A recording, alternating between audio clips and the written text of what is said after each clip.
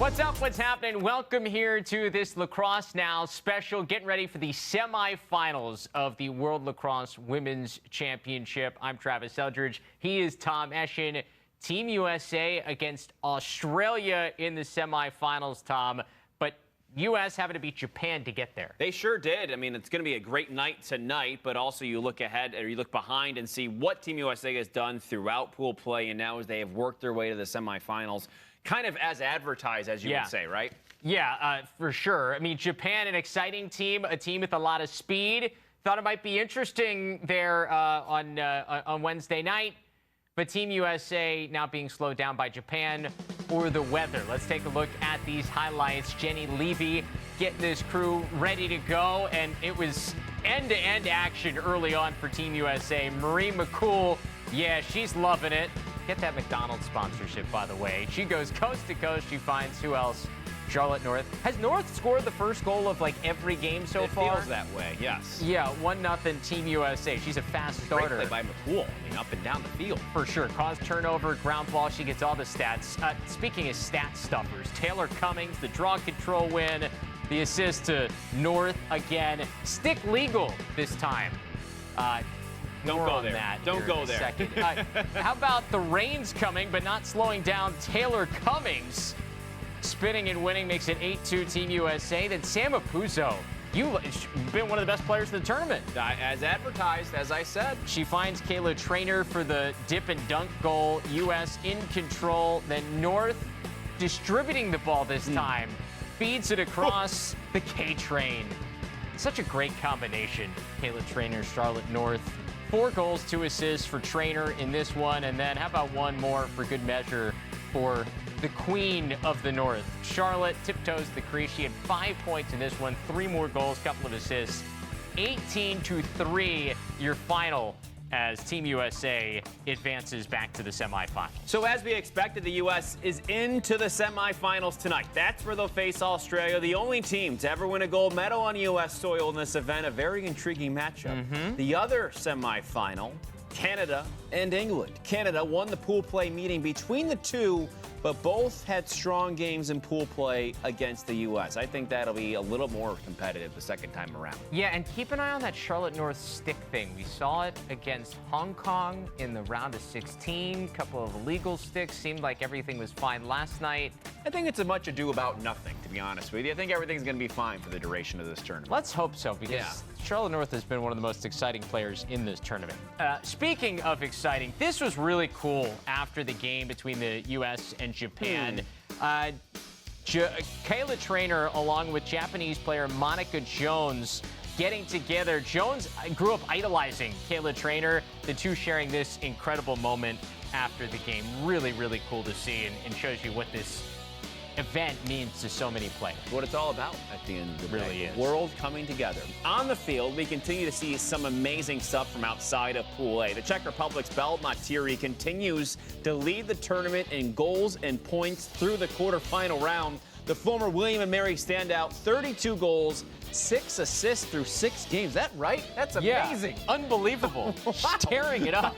I can't even believe that as I'm reading it. She'll be using her 5th year of eligibility at Clemson next year. And 32 goals and 6 assists in 6 games. Allison Kolek, the Clemson head coach, is very excited about what she's seeing. We all are. Her soon-to-be attacker. Speaking of goals, couple of highlight reel ones this week. Let's start with Miya Scanlan from the Haudenosaunee squad. The backhand bouncer. Whew. I mean, electric stuff. You think that only the men's team for the Haudenosaunee can do it. Even the women's team getting in with the style. They've had a really nice tournament, the Haudenosaunee women. Love to see them performing at a high level, especially with that goal there. Speaking of them more. Speaking of that, Notre Dame commit Wynter Jock for the Haudenosaunee around the cage and looking like Lyle Thompson with this one, Travis. I mean, come on. You love to see the ability to do that now, and to do it with the women's stick is more important than what Lyle Thompson does. Yeah, more impressive. Yeah, more impressive. I would say. Yeah, absolutely. What cool moves, and that's what it's all about. I mean, we've seen so many great plays throughout this tournament, including this one. Yeah, good job, Wynter. A couple of top play nominees from the Haudenosaunee in their really impressive run that they have had here into the tournament. They will continue to play their way out through this tournament, try to finish in 5th place as we look ahead to the next Women's World Championship. As for now, still to come, I chat with Australian star Hannah Nielsen, how she has seen the sport and this World Championship event evolve since she played for the Aussie senior team for the first time all the way back in 2005.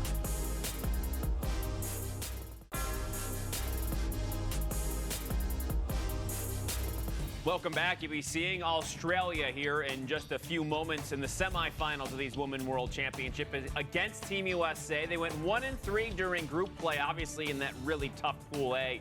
England, Canada, USA, and Scotland is where they got their win. They beat Ireland 18-4 in the first round of this championship bracket. Haudenosaunee 17-3. Tonight, 7 p.m. Eastern, they play the United States in the semifinals, trying to continue their success against Team USA on U.S. soil. Travis caught up with Hannah Nielsen for the Team Australia. So we have Hannah Nielsen from Australia joining us now. Hannah, this is World Championship number 5 for you with this senior national team. What's it like to think back at the first time you had a chance to represent your country with this senior team and now look to where you are now? It's crazy. I think I have reflected back on that first one, and it's come, literally full circle, being the young, nervous 17-year-old at the time back in 2005, and now being one of those older people that people kind of look to and possibly look up to and know the ropes a little bit. I remember who those people were when I was that young kid. So it's pretty cool. It's been fun to be a leader. Each World Cup has been so different. So unique in their own different ways, and this one has just been so much fun as sort of an older, wiser, and a leader. It's awesome. I'm still loving every second of it. I mean, what's it like to be competing now as a head coach in Michigan against players that like your team could somehow play in regular season action? I try not to think about it. It reminds me of how old I am. It's it's fun. I think hopefully the Michigan girls are watching, and maybe it's given me some credibility or not. I'm not sure that I still know what I'm doing, but it's cool to be, having coached now for so long. You certainly see the game differently. So in that regard, I hope that on the field, I'm a bit of a calming presence and able to coach our offensive unit a little bit on the field. But yeah, the game has certainly gotten faster. These young college girls are extremely athletic and fast, and certainly feeling my age a little bit out there. I was going to say, I mean, I was talking with Dana Dobie about this as well. Like, you have this perspective of the international game that a lot of people don't, because you've been playing at this level for now a number of different world championships. How have you seen like the event and the game that's being played in the international level evolve since the first time you played in 2005? It's a lot faster. I think it's still just as physical as it was in 2005. I think that's kind of the most unique difference between college and international. It's just like physical. And when we play England, when we play Canada, it's an absolute physical battle, probably more so than the college game, I think. But I think, international, the rules that have evolved, I think there's still some evolving to do, but I think where the game has gone, obviously the 6v6 format now, I think my first World Cup was 8v8, if I remember. So it's a lot more room to cover defensively around cage. But, the evolution has, just like the college game has become more athletic and faster, and some of the skills that are being showcased out there on the international stage has just been exciting to watch and exciting to be a part of. So, I'm loving it. I hope that it continues to evolve and it continues to get faster and faster as we push through. And it just feels like the talent level around the world too has just continued to come up. I mean, you look at Yeah, obviously, we have the top 4 seeds here in the semifinals, but the players that are making plays that were in the round of 16 or the quarterfinals for some of these other countries that haven't been there before have been really impressive. Oh, it's awesome. I think you're seeing some amazing, even just last night or yesterday afternoon, playing the Haudenosaunee, there's some amazing plays. Even when we were scouting them and watching some film, you were seeing it. You got Treanor playing for Ireland, just doing her thing on the field.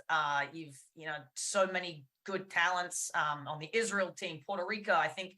And I think the coverage that this World Cup has garnered, from you guys and ESPN and the coverage, it's bringing it to people's platforms as well, so people can actually see it. So I think that's just been so exciting for the sport.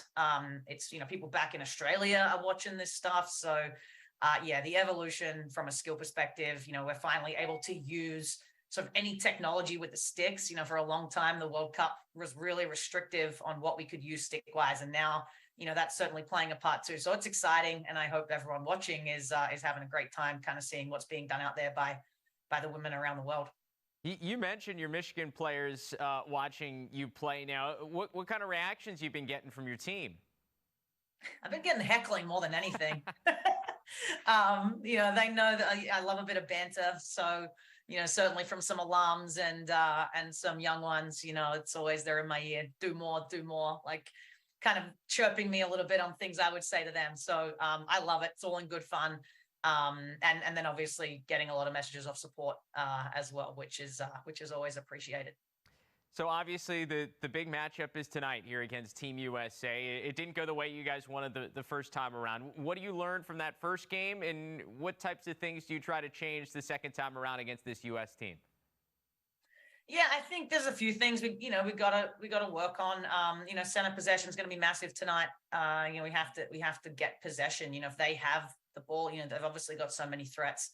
I think limiting their transition as well. They've obviously shown throughout the week that they like to push the tempo there and can get the ball upfield.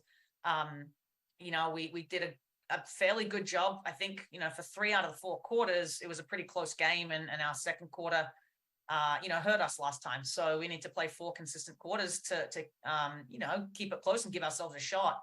And I think if we can all take that individual accountability to do our job and win our matchup, then we'll be in a good place. Especially after 2017, where Australia, your team failed to medal. What would it mean to get back into the medals this time around?